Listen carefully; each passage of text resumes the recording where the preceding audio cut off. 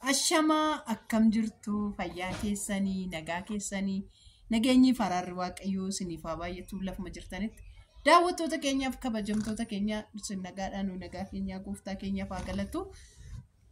Har'amu viidiyoo nama galateeffannaadhaan dhufne yaa abbaan eebbuu akkuma kaleessa nareebeen irraa adda bahee argitaniittu miti odoon isa barbaachisacha gadi fiigaa oolu. Eebba biraatiin immoo waaqayyo koona ilaallatee jechuudha. Kanaafiyyuu jechuudha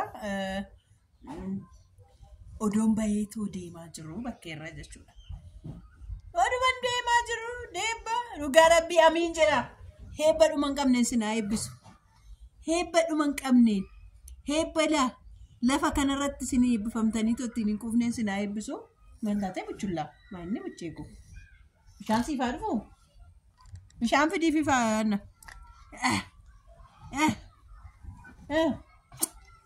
Oduu suushiidhaaf bara oduu suufi bara amma sanitti odeessuuf akkasi tawwazaawwasti ta'ee maal akka ishiin taate hin beeku tawwazaawwazaa ni jirti maaltu dhalate eebba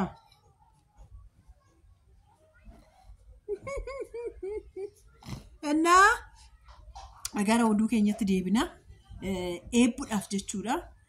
Dubartiin kuni dubartii mana keessatti dhufte yeroo hunda shurrubbaala ijoollee naannoo Qilintoo warra jiraatan naannoo Qilintoo naannoo Koyyee naannoo kana warra jiraatan jechuudha. Dhugaa rabbii shurrubbaa baay'ee bareedaa dhufte namatti dhuftee tonaa dhufti.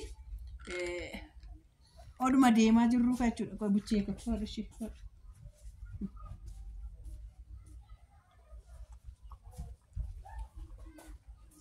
Bishaan ni botte mucaa.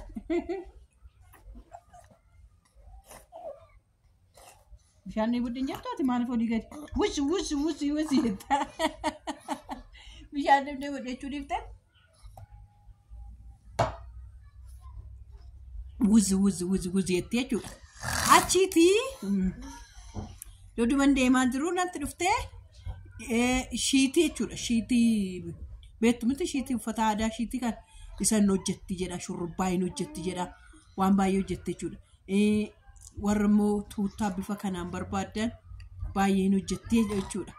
Achiiti oduma deemaa jirru daandii irratti nu argite carqii kana eebbuudhaaf laatti. Bareedu ilaalaa dhugaa rabbii guutuu jechuudha. Dhugaa isuma dhugaa ilaala akkatti inni bareedu baay'ee bareeda baay'ee ho'aa hangannaatii dhuma eebba dhuma hin qabneen si haa eebbisu jedhaan ishiidhani lammii keenyaa miti hormadha garuu.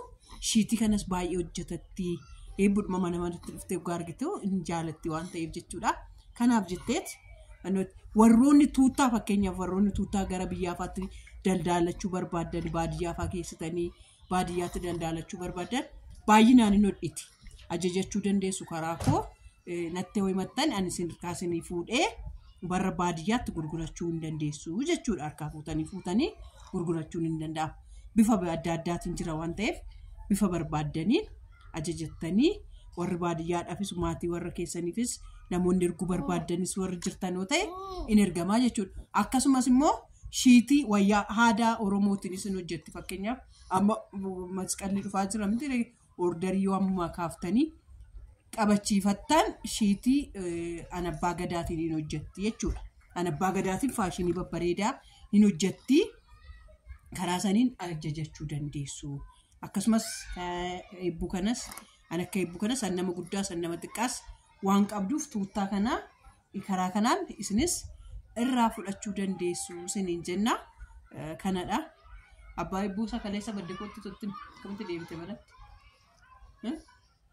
abbaa eebbuu ilaa gama san taa'ee goroggora ilaa kunoo gama san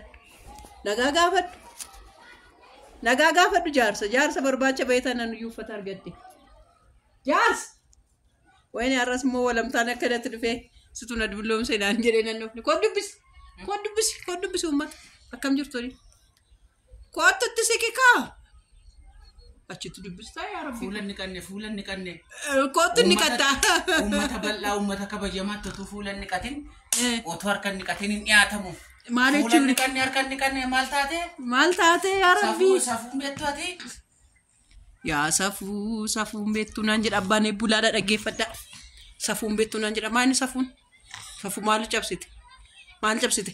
Isan ari'ee bakkeedhaas fidadhee dhufee achumaan tuuttaa buchaa fidadhee dhufeedha. Kottu laal kun. Kottu. Jirtu waliin nagaa gaafadhu. Kaleessa. Nagaa keessanii fayyaa keessanii jirtu. Akkamiin? Attam jirtu. Akkamitti si deeffadhe itti mika maal akka tan si deeffadhe susubadhe afaan walamtaan afaanii gadeedha jedhee. Nagaa keessanii fayyuma. Itti mika. Akka tan si deeffadhe bakkeedha. Susubadhe. Turammaa natti kaasini.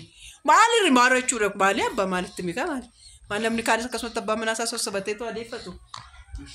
Fakkeenya dabar. Fakkeenyaan ittiin sosobadhe deeffadhe. Walamtaa afaanitiin jedhee na didee makaraa meeqanan deeffadhe seetan ammayyuu kun lattaa ta'uu didaa irra bar. Uummatatti maal rakkoo qaba akkaataa namni shamarran hoggaa akkas walamtaan afaanii qaqqabe akkaataa itti deeffatan. Chiipsii biteen, karameellaa biteen, chokoleettii biteen, abbaa hibbuu koo jedheen. Jaarsi. Itti dubbaddu sadii sitti deebita. Yaa Rabbii. Itti dubbaddu uummatatti. Maal jedhuuni? Nagaadhumaan nan dhufeedhi. Qoy. Jechuun maanyi hin jarjartu yeroo baay'ee hin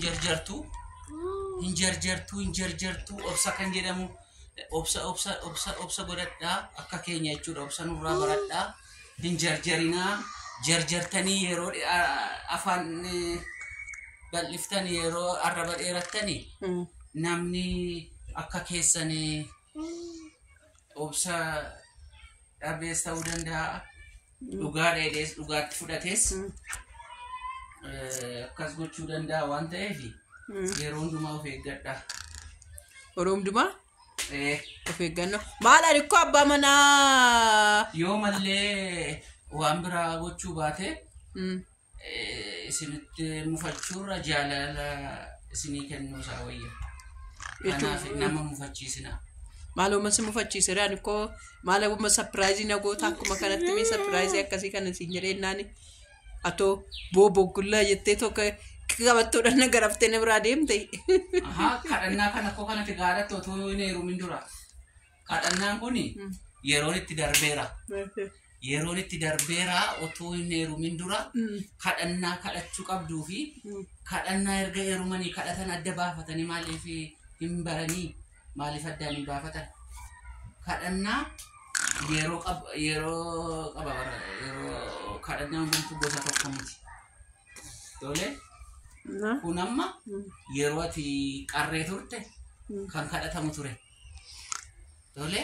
Ishi ababaa immoo eebbisas maal mucaa akka ergiteetta eebbuu kee mee fudhadhu tolaan eebbuu kee uffatarra bareedu. Hojiirra jira maa hojii na eebbutti hin bareedne dhugaa? Eebba. Itti bareedee jira eebbu. Eebba. Taa'ime. Taa'i ol jedhi. Eebba. Odoo si faana uffattee kana kalaalaa uffata tokko akkam bareedu. Uffata gosa tokko. Jechuun naandee namatu bitee bareeshiidhaaf. Naabiti akka ishee kana akka wal faana uffanne akkasitti bareednutti. Mo'atee si bitu. Kanaaf naabiti malee. Si bitu. Kanaaf dooniidhaa fi ni bittaa asiif atiif immoo beekon gurraacha isaa bitattu. Kanaaf jechuudha asumaan ababaa si eebbisii ababaa ishii mataa koo kana dhiingaddanaa dha. Abaaboo waaqayyo si haa eebbisu. Abaaboo shurrubbaa waaqayyo si haa eebbisu. Shurrubbaan dhooftii tuuttaa kana nudhitii ta'ee akkasumas immoo diriyaa hin qabdii. Kanaaf ordarii warra biyya alaatiifis warra biyya keessaatiifis ni qabdi waan ta'eef irraa fudhachuu dandeessu. Kanaaf hojjechiifachuu dandeessu. Qunnamuu dandeessu alansin qunnamsiisa.